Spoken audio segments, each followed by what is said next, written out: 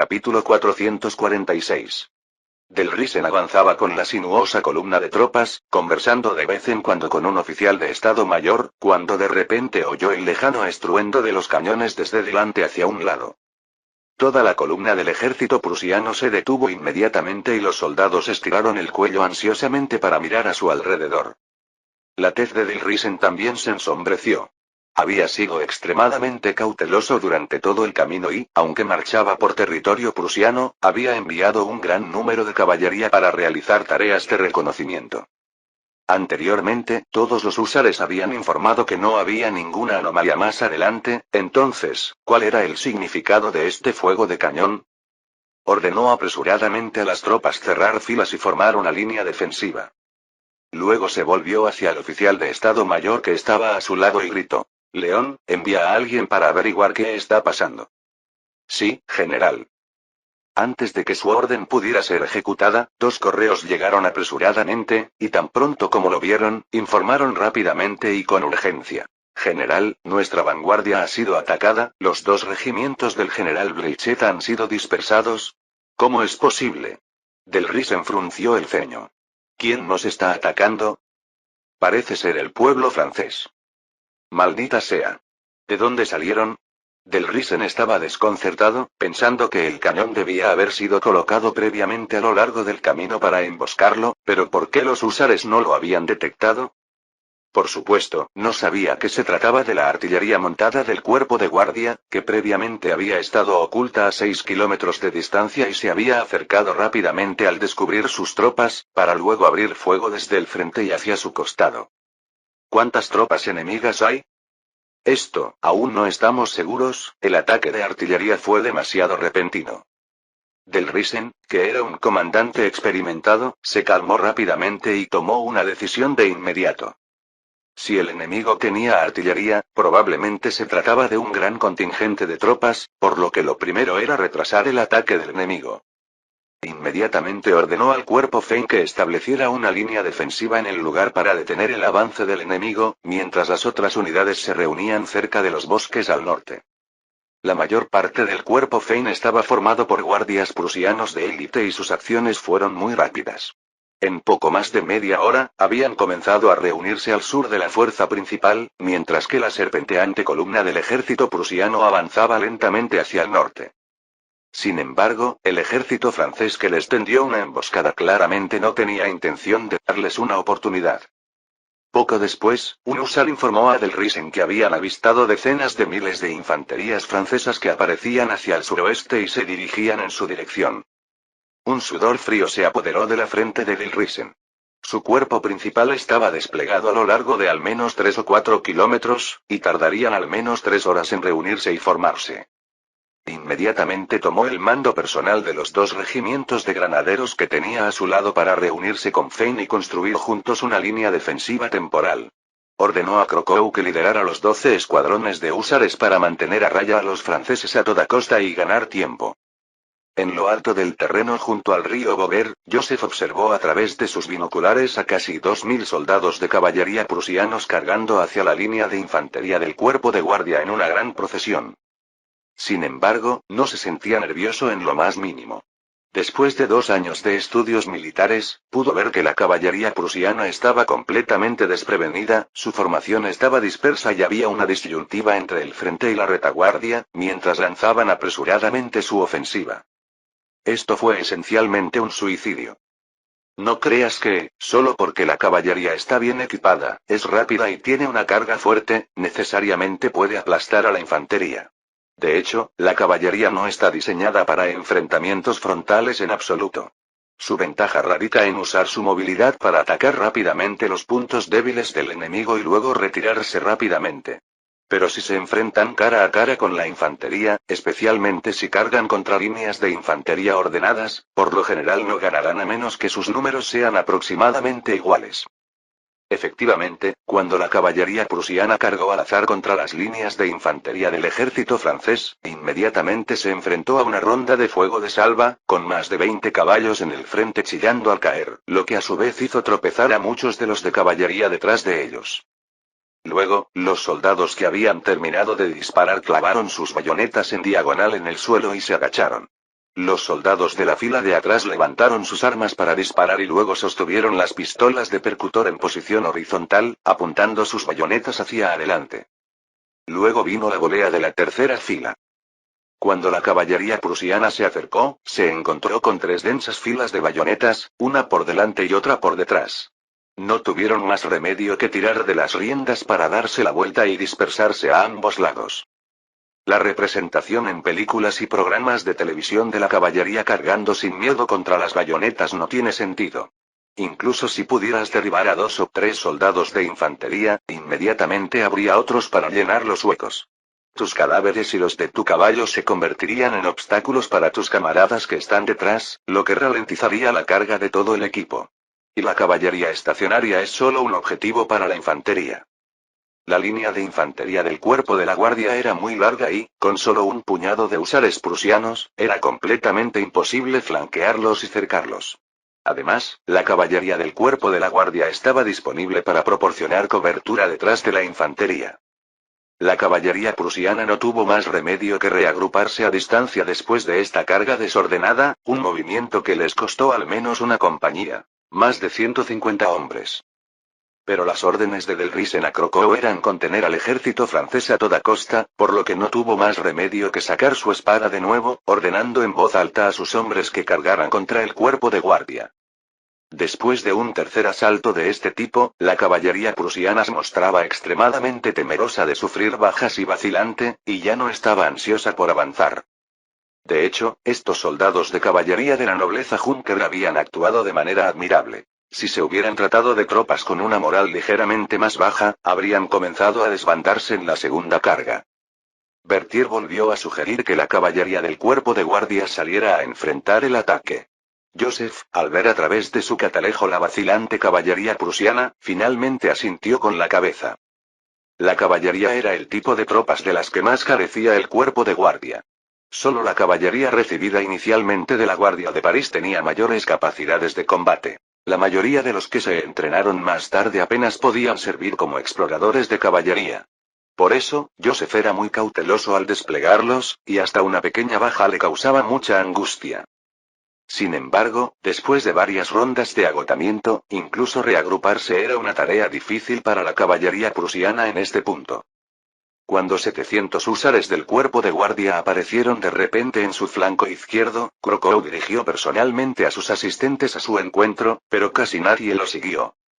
Inmediatamente, la caballería prusiana se dividió en 2, y la mayoría huyó hacia el norte, mientras que los demás fueron rápidamente alcanzados por las descargas de infantería del ejército francés y rápidamente entregaron sus caballos.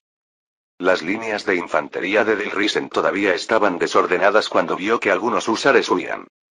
Ordenó que trajeran ante él a un pequeño grupo de estos soldados derrotados y oyó a varios de ellos decir con pánico: «General, el enemigo está a solo 800 o 900 pasos de distancia». ¿El general Crocou? No sabemos dónde está. Las defensas del enemigo son densas y su potencia de fuego es feroz. El corazón de Del Risen se hundió. Había hecho todo lo que podía para retrasarlo, pero ni siquiera había logrado una hora, parecía que el enemigo contaba con al menos 30 o 40 mil. Maldita sea, un ejército tan grande había estado en Oberon durante al menos 2 días y, sin embargo, nadie se había dado cuenta. Capítulo 447. Naturalmente, Del Risen se equivocó.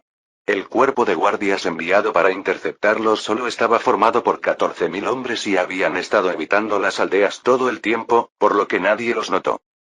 Incluso si los prusianos hubieran detectado algo anómalo, cuando se lo hubieran informado, el cuerpo de guardia ya estaría sobre ellos.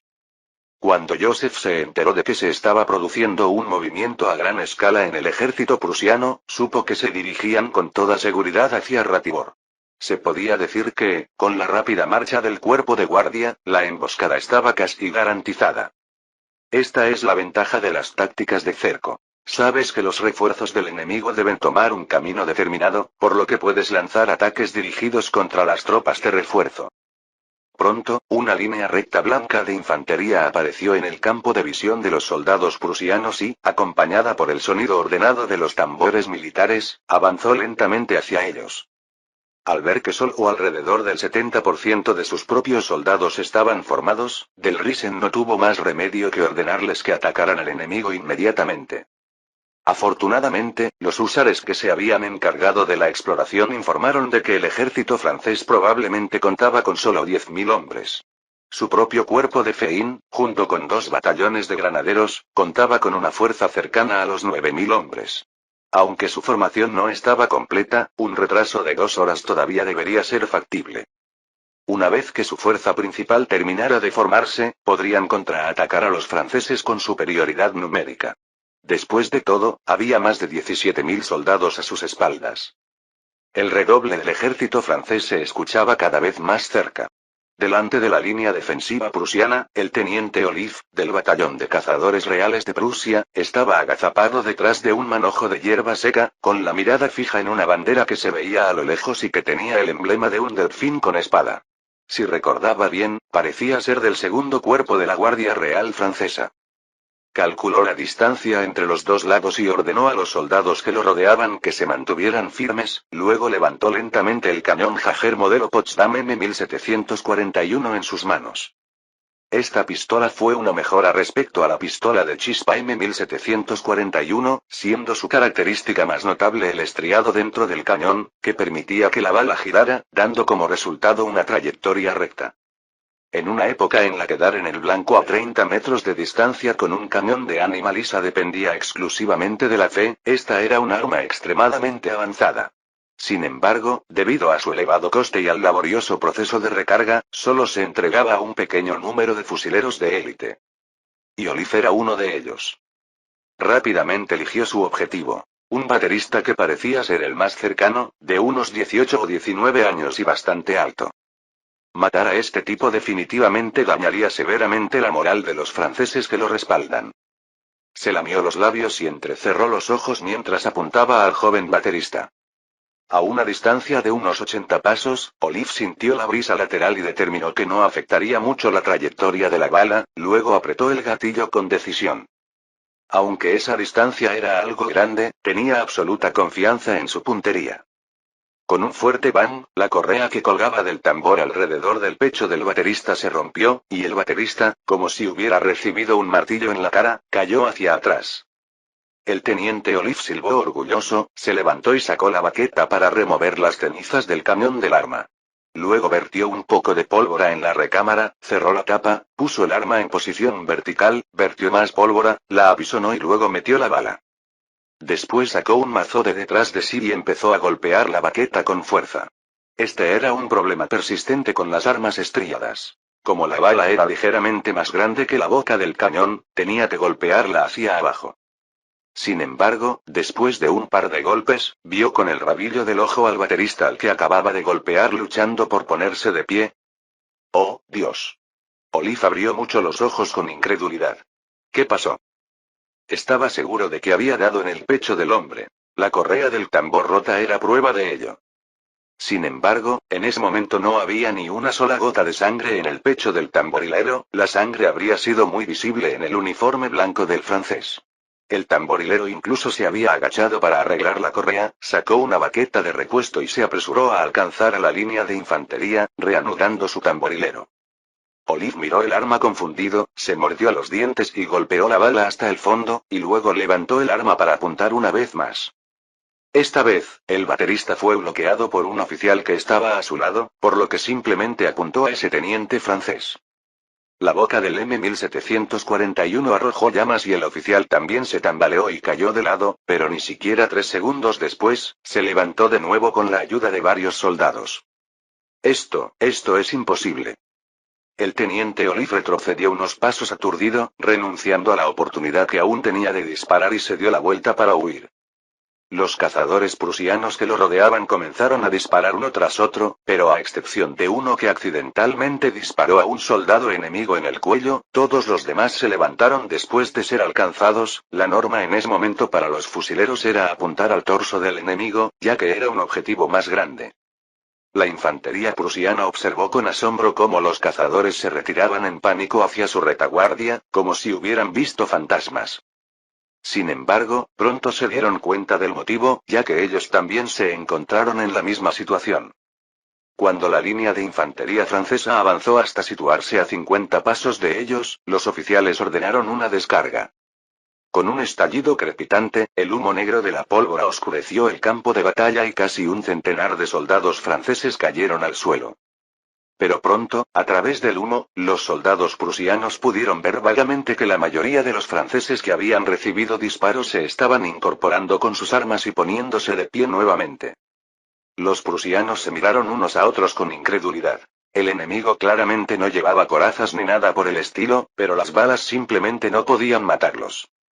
El caos empezó a surgir en las ya desordenadas líneas prusianas, ya que algunos soldados incluso se olvidaron de recargar y comenzaron a rezar con los dedos cruzados. Dau observó a su oficial de guardia apretar los dientes y levantarse, y también le resultó difícil de creer. Aunque el Estado Mayor había dicho en repetidas ocasiones que los revestimientos a prueba de balas podían resistir los disparos, nunca confió realmente en esas cosas delgadas. El oficial de guardia presionó su abdomen y sacó el inserto que había allí, luego levantó su ropa. Dau notó inmediatamente una gran zona de moretones oscuros en su estómago, pero claramente, la bala había sido detenida por fuera. Luego miró el inserto en el suelo, que tenía grietas como telarañas con una protuberancia bulbosa en la parte posterior. El tambor que sonaba a su lado se aceleró de repente, y años de entrenamiento llevaron a Dau a darse vuelta reflexivamente y ordenar a sus soldados. Detener el avance. Preparar. Fuego. Miles de cañones de petardo arrojaron llamas casi simultáneamente y las líneas prusianas tuvieron instantáneamente una multitud de brechas. Por un momento, muchos soldados prusianos se giraron para mirar a sus compañeros alcanzados, como si esperaran que ellos también se levantaran. Sin embargo, aparte de sangre y lamentos, no se produjeron milagros. El cuerpo de guardia lanzó rápidamente una segunda descarga. Esta vez, a excepción de aquellos 2 batallones de granaderos prusianos, el resto de los soldados comenzaron a darse la vuelta y a huir aterrorizados. La élite de la infantería de la guardia prusiana se derrumbó después de la segunda descarga del enemigo. A cualquiera que se enfrentara a un enemigo al que no pudiera matar, y que al mismo tiempo estuviera siendo masacrado en grandes cantidades, le resultaría difícil mantener el coraje para seguir luchando. Capítulo 448. De pie en un terreno alto, Del Risen vio cómo su línea de infantería se derrumbaba antes incluso de enfrentarse adecuadamente al enemigo, y de inmediato arrojó sus binoculares al suelo con ira. Son una vergüenza para la Guardia Real. Entonces recordó que su cuerpo de granaderos todavía resistía y le dijo urgentemente al oficial de ordenanza: ordene a las unidades de Bor y Carlus que suban y refuercen a los granaderos. Estas 2 unidades eran sus reservas. En su opinión, la mala gestión de la Legión Fein debió haber provocado el percance. Mientras pudieran estabilizar la situación con el cuerpo de granaderos como núcleo, aún deberían poder resistir. Pronto, la unidad de reserva prusiana, que acababa de formarse, comenzó a avanzar. Anteriormente, se encontraba a unos 200 pasos detrás de la primera línea de infantería y solo necesitó unos 10 minutos para llenar el hueco. Esta formación de segunda línea también tenía otro propósito: bloquear a los soldados que intentaban huir en caso de un colapso en el frente. En las guerras de esta época, la letalidad de las armas era bastante limitada. Una descarga de decenas de miles de armas de chispa a menudo solo causaba un centenar de bajas. La mayoría de las veces, la moral se desmoronaba primero, y los soldados huían de la formación, lo que conducía a una derrota. Así que, mientras los soldados pudieran seguir en su lugar, todavía había lucha por librar. Sin embargo, los soldados que huían del frente esta vez parecían extremadamente aterrorizados y siguieron corriendo de regreso a pesar de las bayonetas de las unidades de reserva. Muchos de ellos gritaban en pánico: ¿simplemente no pueden ser asesinados? Corred, porque son demonios. Esto provocó dudas incluso entre los reservistas, hasta que los oficiales fusilaron a algunos desertores y se trasladaron personalmente al frente para liderar el avance, logrando apenas estabilizar la situación. Pero antes de que las unidades de Bor y Carlus pudieran llenar el hueco en la línea de infantería en el frente, las 2 legiones de granaderos también comenzaron a desintegrarse. No había forma de evitarlo. La potencia de combate de los estudiantes internos del cuerpo de guardia era demasiado fuerte. Ya fuera en términos de carga, disparos, nivel de formación o moral, dominaron por completo a los prusianos. Los estudiantes internos estaban entusiasmados, sobre todo porque esta vez estaban protegidos por dispositivos antibalas, y cargaron hasta estar a menos de 20 pasos de los prusianos, y con una sola descarga destruyeron por completo al enemigo. De hecho, a tan corta distancia, los elementos antibalas ya no podían ofrecer una protección eficaz, pero los prusianos ya no podían mantener el fuego de salva y los disparos esporádicos eran casi inofensivos. Del Riesen tomó los binoculares del personal y vio que sus propias tropas de reserva apenas habían enfrentado al enemigo cuando comenzaron a huir junto con el cuerpo de granaderos. Su rostro se puso pálido cuando miró su reloj. Los franceses habían atravesado su línea de defensa temporal en menos de media hora. Sabía perfectamente que su fuerza principal se encontraba en total desorganización en ese momento. Enfrentarse a los franceses bien formados en esas circunstancias solo conduciría a ser perseguido y derrotado. Del Riesen suspiró resignado. Tras la muerte de Federico el Grande, el nivel de entrenamiento del ejército prusiano había empeorado cada vez más y ahora incluso los guardias reales de élite habían quedado reducidos a ese estado.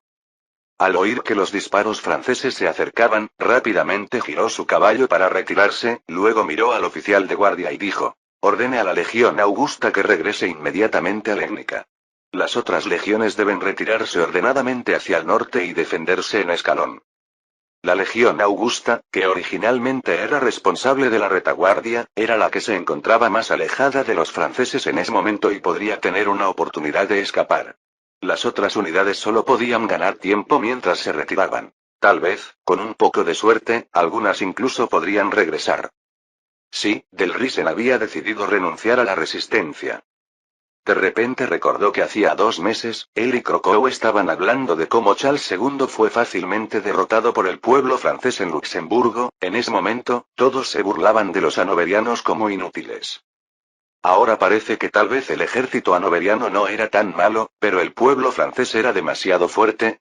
El coronel Duden, al recibir la orden de retirarse en escalón, ordenó inmediatamente a sus oficiales que dejaran todo su equipaje atrás y a sus soldados que se reunieran y formaran filas en la pendiente del lado este. Su unidad estaba ubicada en la posición más al sur, y era seguro que no podían retirarse. Todo lo que podían hacer ahora era tratar de ganar tiempo para el otro cuerpo. Sin embargo, poco después de dar su orden, oyó ráfagas de cañones procedentes del este. Su corazón se encogió de inmediato. ¿No estaba diciendo el general Del Riesen que la fuerza principal del enemigo estaba en el suroeste? ¿Qué estaba pasando con esos cañones? La unidad no formada de Duden sufrió fuego de cañón directo e inmediatamente cayó en desorden, comenzando a huir hacia las tropas prusianas al norte, buscando cobertura. La artillería montada del cuerpo de guardia tampoco esperaba una operación tan fluida. Previamente habían tendido una emboscada a la vanguardia del ejército prusiano, con la única intención de retrasar al enemigo para facilitar un ataque de infantería a los flancos prusianos. Inesperadamente, casi 4.000 hombres de la Legión Bleichert prusiana se dispersaron después de unas cuantas rondas de bombardeo de sus 10 cañones de 6 libras, junto con un poco de acoso por parte de los húsares. El comandante de la artillería montada había planeado reagruparse con el cuerpo principal del cuerpo de la guardia, pero ese mayor llamado Napoleón sugirió continuar moviéndose más cerca del centro de la línea prusiana para un ataque sorpresa para coordinar con la batalla decisiva de la infantería. Al final, Napoleón convenció a su superior y la artillería montada, bajo la protección de 400 húsares, aprovechó su movilidad para eludir a la legión Bleichert que huía y llegó primero al este de la fuerza principal de Del Riesen. Entonces descubrieron que los prusianos habían comenzado a retirarse. Por supuesto, la artillería montada no dudó en bombardear al enemigo inmediatamente. Cuando el cuerpo principal de la infantería de la guardia terminó rápidamente con el cuerpo Fein y se apresuró varios kilómetros al norte, no encontraron en absoluto la fuerza principal de Del Riesen, solo algunos cadáveres enemigos y soldados prusianos que no habían logrado escapar. Poco después, algunos fusileros montados que habían quedado atrás para comunicarse informaron a Berthier que la artillería montada había atravesado la línea prusiana y estaba coordinando con los húsares la persecución del enemigo hacia el norte. Los párpados de Berthier temblaron. La artillería montada responsable del acoso contaba con menos de 300 hombres, además de 10 cañones de 6 libras y 400 húsares que proporcionaban cobertura, pero en realidad estaban persiguiendo a casi 20.000 tropas prusianas en retirada. Consultó rápidamente con algunos oficiales de Estado Mayor y ordenó al cuerpo principal de infantería que se moviera hacia el norte lo más rápido posible para reunirse, mientras enviaba correos para llamar a la artillería montada. Después de todo, el ejército prusiano era demasiado numeroso. Si se reagrupaban y contraatacaban, muy probablemente podría ser un desastre para la artillería montada. 1 hora y media después, Joseph también llegó al antiguo puesto de mando de Dilrisen. Actualmente, la situación en el campo de batalla todavía era bastante caótica, y Berthier, preocupado por posibles sorpresas, junto con los oficiales del Estado Mayor, le instaron encarecidamente a que permaneciera en una zona de retaguardia más segura hasta que se confirmara que el enemigo había sido eliminado antes de permitirle venir aquí. Su Alteza, en estos momentos nuestra vanguardia ha perseguido al enemigo hasta el pueblo de Hagensdorf, informó Berthier, y la legión Bleichett, que huía hacia Breslau, también ha sido capturada por el campamento de fusileros montados. Capítulo 449. Berthier tomó los datos resumidos de un oficial de Estado Mayor y continuó. Según las estadísticas, nuestro ejército ha matado a más de 1.200 soldados enemigos y ha capturado a casi 3.000. Dijo con una sonrisa bastante orgullosa. Por supuesto, nuestras ganancias son definitivamente mucho mayores que eso. Joseph asintió. Aún quedaban muchos enemigos muertos y capturados de los que no se había informado. Además, muchos soldados prusianos dispersos, aunque todavía libres por el momento, podían contarse esencialmente entre los prisioneros del cuerpo de guardia. La caballería no tendría problemas en atraparlos. El jefe del Estado Mayor General dijo entonces. Su Alteza, planeamos descansar en Kellendorf esta noche y continuar la persecución mañana al mediodía. Pero Joseph negó con la cabeza. General, hemos librado esta batalla muy bien, pero ahora debo pedirle que retire todo su cuerpo. Mañana avanzaremos hacia Ratibor. Berthier inmediatamente abrió los ojos con sorpresa. Su Alteza, estos días son la mejor oportunidad para cosechar los frutos de la victoria, ¿por qué? Durante la derrota del enemigo, es necesario hostigarlo constantemente, impidiéndole reagruparse o reorganizarse. Normalmente, esto puede dar resultados varias veces mejores que en el combate directo. Joseph sonrió y dijo, por favor, recuerden nuestro objetivo estratégico. Incluso si aniquilamos por completo el cuerpo de Dilrisen, son solo 30.000 hombres como máximo, y ustedes saben que eso es básicamente imposible de lograr.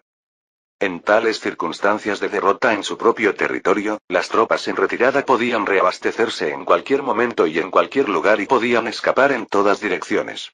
Sería una suerte para los perseguidores poder eliminar a la mitad de las fuerzas enemigas. ¿Objetivo estratégico? Pensó Berthier y asintió. Quiere decir enfrentarse a los prusianos y a los austríacos tanto como sea posible. Exactamente, dijo Joseph. Debemos hacer creer a los prusianos que la batalla de hoy fue solo un accidente y que nuestro verdadero objetivo siempre ha sido rescatar al general Leao. Entonces, debemos aparentar estar dispuestos a abandonar apresuradamente los frutos inminentes de la victoria para correr hacia Ratibor. Sí, Joseph se acercó al mapa y señaló un lugar aguas abajo del río Bover. Empezamos así y luego. Al día siguiente al mediodía, después de un breve descanso, el cuerpo de guardia comenzó a avanzar hacia el sur con gran fanfarria, pasando deliberadamente por zonas con aldeas y pueblos, y su música militar acompañada por las altas voces de gloria y victoria. 1 día y medio después, cuando llegaron a una zona cercana al curso inferior del río Bover, giraron inmediatamente hacia el oeste a mayor velocidad y, a lo largo del camino, se mantuvieron por las tierras baldías. Legnica. En el puesto de mando de Silesia prusiana, el duque de Brunswick miraba al oficial enviado por Dilrisen en busca de ayuda, con el rostro oscuro como el fondo de una olla. Afortunadamente, los franceses fueron ineficaces en su persecución y las pérdidas de Dilrisen no fueron significativas. La fuerza principal todavía estaba intacta. Reflexionó sobre las tropas a su disposición y finalmente hizo que un asistente llamara a un oficial y le ordenara. General Andreas, lleve a sus hombres inmediatamente, junto con 10 escuadrones de caballería, a Oberon para unirse a Dilrisen. El cuerpo de Andreas tenía más de 8.000 hombres y, junto con la caballería, casi 10.000 en total. El duque de Brunswick siempre creyó que Dilrisen había sido derrotado debido a una emboscada, no por la fuerza de combate del ejército francés. Por lo tanto, estos 10.000 hombres, en coordinación con las fuerzas de Dilrisen, no deberían tener ningún problema en bloquear a más de 10.000 del ejército francés. Después de que Andreas se marchara, el duque de Brunswick convocó apresuradamente a todos los oficiales superiores para reorganizar el despliegue de tropas de la línea defensiva de Liegnitz. Ya había atraído demasiadas tropas hacia Ratibor para capturar Leao, lo que le hizo temer que esto lo dejara con fuerzas insuficientes en el frente principal contra Austria. Sin embargo, justo cuando su consejo militar había terminado, un oficial del Estado Mayor responsable de la inteligencia del campo de batalla entró en la tienda y le entregó un informe. Mariscal, se ha avistado una fuerza francesa moviéndose hacia el sur desde Oberon. Es muy probable que sea la misma que luchó contra el general del Risen. El duque de Brunswick leyó rápidamente el informe y entrecerró los ojos involuntariamente. No es de extrañar que del Risen no se encontrara con nadie que lo persiguiera. Resultó que los franceses se dirigían hacia el sur y el único objetivo estratégicamente valioso en el sur era Ratibor. Le entregó el informe a un oficial que estaba a su lado. El hecho de que los franceses estuvieran dispuestos a pasar por alto el cuerpo del Risen para correr a Ratibor indica que el respeto de Austria por Leao supera con creces nuestras expectativas. El oficial miró el informe y asintió. Parece que si Leao muriera o fuera capturado, sería un duro golpe para la moral austríaca. Inmediatamente alguien sugirió: Mariscal, ¿deberíamos seguir enviando refuerzos a Ratibor? Al oír esto, el duque de Brunswick frunció el ceño. Para ser sincero, también estaba muy interesado en Leao, pero las fuerzas prusianas ya estaban superadas en número por las austriacas. Si esto era una trampa austríaca y él había comprometido demasiadas fuerzas en Ratibor, sería desastroso que ese viejo zorro de Lacky lanzara un feroz ataque en las líneas del frente. Al mismo tiempo, dentro del cuartel general austríaco, el mariscal Lacky le pasaba una carta a un oficial que estaba a su lado, con el rostro pálido. Este último miró la carta y se sorprendió de inmediato. El príncipe heredero de Francia, él. Parecía tener miedo de que lo escucharan, miró hacia la entrada de la tienda y bajó la voz. ¿Por qué iría a Oberon? Luego miró a Lacky y le dijo con urgencia: Mariscal, ahora está rodeado por los prusianos, debemos hacer algo. El mariscal Lacky miró fijamente la parte superior puntiaguda de la tienda, sus manos no podían dejar de temblar ligeramente. Ya se había enterado por el informante prusiano de que el cuerpo de Vilrisen había librado recientemente una feroz batalla con una fuerza francesa cerca de Oberon. Ahora bien, a la luz de esta petición de ayuda, esa fuerza francesa debe ser las tropas del príncipe heredero de Francia. Sí, Joseph, después de concluir la pelea con Del Risen, había enviado a alguien a pedir ayuda al mariscal Lacky, alegando que estaba rodeado por 30.000 tropas prusianas y que podría ser capturado en cualquier momento. Después de un largo rato, Lacky exhaló un profundo suspiro y le dijo al oficial: General Davidov, usted y el general Conrad corran inmediatamente a Oberon para rescatar al príncipe heredero de Francia. Estos dos cuerpos eran sus fuerzas principales, con un total de más de 30.000 hombres. Enviarlos a Oberon afectaría inevitablemente gravemente a la fuerza de las fuerzas en el frente de Liegnitz, pero no tenía otra opción. Si algo malo le sucediera al príncipe heredero de Francia en Silesia, si muriera, sería mejor, ya que Francia podría así declarar una guerra a gran escala contra Prusia. Pero si fuera capturado, lo más probable es que Francia se retirara de Silesia a cambio de su príncipe heredero. Y él soportaría el peso de la ira de Francia por no haber cuidado adecuadamente al joven e incluso podría convertirse en el chivo expiatorio de la derrota en Silesia. Una vez que el general Davidov se hubo marchado, el mariscal Lacky inmediatamente hizo un gesto cansado a un asistente. Traiga papel y bolígrafo, necesito escribir una carta a su majestad el emperador. Capítulo 450. 2 días después. El principal campo de batalla en Silesia, la línea del frente cerca de Legnica. El teniente coronel Heine, comandante del batallón de infantería austríaco, estaba recostado tranquilamente en una silla blanda, acompañado por el estruendo intermitente de los cañones, mientras observaba a su perro de caza Mainmas desgarrar las raíces de algunos árboles cercanos. Durante los últimos meses, las fuerzas prusianas y austriacas habían estado agazapadas detrás de sus líneas, disparando a ciegas al lado opuesto con los ojos cerrados, y el perro hacía tiempo que se había acostumbrado al ruido.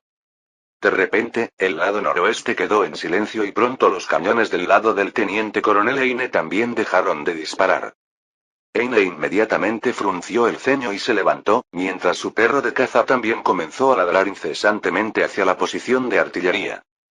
Antes de que pudiera enviar a un asistente para preguntar sobre la situación, un mayor se acercó apresuradamente y lo saludó diciendo: Comandante, no se ha entregado la pólvora y casi la mitad de los cañones de nuestro batallón ahora carecen de pólvora. Heine no había prestado mucha atención a los asuntos de su batallón últimamente, ya que no había mucho que gestionar. La rutina diaria consistía en disparar los cañones a tiempo por la mañana y parar por la tarde sin preocuparse de alcanzar nada. Preguntó, confundido. ¿No se suponía que debía haber llegado ayer por la mañana? Se suponía que llegaría, pero el contramaestre dijo ayer que seguramente llegaría hoy, pero mira esto. Heine montó rápidamente en su caballo y se apresuró a llegar a la tienda del coronel Marcus, quien era responsable de la logística y los suministros de su batallón. Cuando llegó, la tienda ya estaba abarrotada de gente y el coronel Marcus, sudando profusamente, explicaba a los oficiales que lo interrogaban. Los suministros que venían de Viena fueron requisados en el camino la semana pasada por el jefe del Estado Mayor francés, el general Berthier. Dijo que el ejército francés tenía un lote de munición que podría llegar ayer por la tarde y que necesitaba urgentemente ir a Ratibor para reforzar al general Leao, por lo que intercambió suministros conmigo. ¿Quién iba a decir que hasta ahora no había habido señales del lado francés? Por supuesto, no quiso mencionar que en ese momento había aceptado un soborno de 10.000 florines de Berthier. De lo contrario, ¿quién querría pasar por semejante problema? Pero los disparos en el frente tienen que cesar, exclamó preocupado Heine. Este bombardeo rutinario en realidad no era muy útil, pero era un símbolo de la valiente lucha del imperio en Silesia, por lo que no podía detenerse al azar. Por favor, esperen un poco más. Ya he enviado a alguien para que se apresure a llegar al campamento del ejército francés, dijo el coronel Marcus con expresión de dolor. Mañana llegarán las municiones. Pueden pedir prestadas algunas a los otros batallones para utilizarlas por ahora. Las fuerzas austriacas tenían más de 200 cañones en toda la línea de Legnica, y solo unos 30 cañones de 8 batallones se vieron afectados, ya que la mayoría de los cañones circundantes aún tenían algunas reservas. Después de despedir al oficial que había venido a pedir municiones, el coronel Marcus maldijo con cara oscura. Malditos sean los franceses. Después de pensarlo un momento, cogió su bastón y se dirigió personalmente al campamento del ejército francés. Dentro del mando prusiano. Un oficial del Estado Mayor se puso de pie e informó al duque de Brunswick. Mariscal, hemos confirmado que el cuerpo Davidov del ejército austríaco y más de 30.000 hombres han abandonado Legnica y es probable que se dirijan a Ratibor. Otro oficial dijo inmediatamente. Siendo ese el caso, podemos asignar tropas con confianza para rodear a Leao. El duque de Brunswick estaba a punto de asentir, pero de repente pensó en algo y se volvió hacia otro oficial de Estado Mayor. ¿Se ha retirado sano y salvo el cuerpo de Dilrisen? Sí, mariscal. Las tropas del general Auguste ya han entrado en sus cuarteles esta mañana y todos los demás están a no más de 2 días de marcha de aquí, respondió el oficial de Estado Mayor. Al oír esto, el duque de Brunswick entrecerró los ojos. Ese anciano Lati, para apoyar a Leao, se atrevió a desviar tantas tropas hacia Ratibor. Rápidamente hizo un cálculo mental. La legión Leao contaba con más de 10.000 hombres, Wilmse le seguía con otros 10.000, los franceses enviaron un total de 45.000 hombres en 2 envíos y ahora Davidov había tomado otros 30.000. Además estaba el ejército bávaro. En total, las fuerzas aliadas austríacas habían desplegado casi 100.000 tropas en Ratibor. Austria tenía menos de 150.000 tropas en dirección a Silesia, y junto con Francia y las fuerzas bávaras, eso sumaba poco menos de 190.000, casi 200.000. En otras palabras, en ese momento solo la mitad del ejército austríaco estaba defendiendo la línea defensiva de Liegnitz. Por mi parte, las tropas enviadas a Ratibor sumaban solo unos 20.000 hombres, y en esa cifra se incluía el ejército sajón, que actuaba independientemente. Los 30.000 hombres que se encontraban en Dilrisen, debido a un encuentro inesperado con el ejército francés, ya estaban de regreso. Por lo tanto, en ese momento tenía alrededor de 100.000 tropas de mi propio país, 27.000 del ejército hanoveriano y más de 20.000 sajones, lo que sumaba una fuerza total de 150.000. Eso significaba que, a corto plazo, en el frente cerca de Legnica, había reunido una fuerza que superaba a los austríacos en un 50%. Parece que Laki ha cometido un grave error, dijo el duque de Brunswick con una sonrisa. Solo estaba preocupado por Ratibor, olvidando que este es el principal campo de batalla. Incluso si fracasáramos en Ratibor, como mucho, significaría perder a Leao. De repente, cruzó las manos sobre el pecho y pensó en silencio. Esto debe ser un arreglo del señor. Del Risen puede haber sido derrotado, pero, de hecho, ha fortalecido las fuerzas en Linnitz. Con esto en mente, inmediatamente tomó una decisión y ordenó a su asistente convocar a todos los oficiales de alto rango a una reunión para discutir un plan de asalto al campo de batalla principal.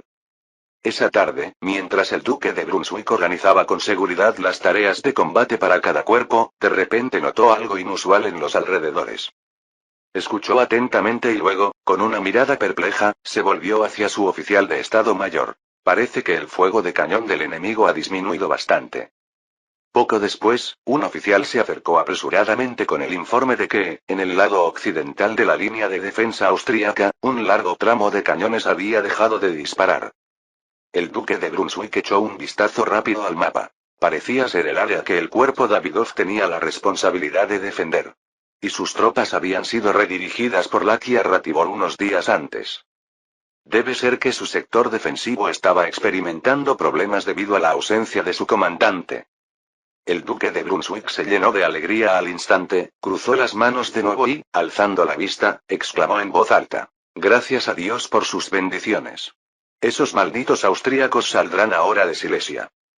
Se volvió para mirar a los oficiales reunidos, señalando el mapa donde se encontraba el sector de Davidov, y dijo con voz firme: «Mañana por la tarde, todos deben completar sus preparativos para el combate. Necesitamos modificar nuestro plan y lanzar el asalto total desde aquí».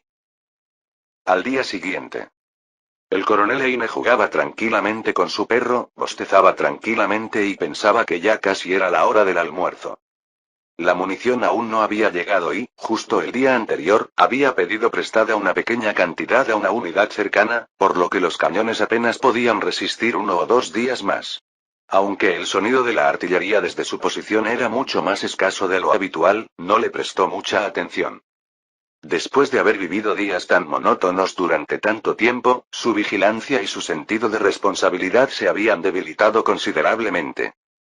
De repente, su perro dejó de retozar y miró hacia el norte, luego arrugó la nariz y comenzó a mostrar los dientes. «Tranquilízate, viejo amigo». Eine le dio una palmadita en la cabeza, siguiendo su mirada. «¿Viste una ardilla? ¿O quizás un zorro?». Pero al momento siguiente, él también quedó atónito, pues oyó débilmente el sonido de los tambores, un redoble muy denso de tambores militares. Fin del capítulo 450.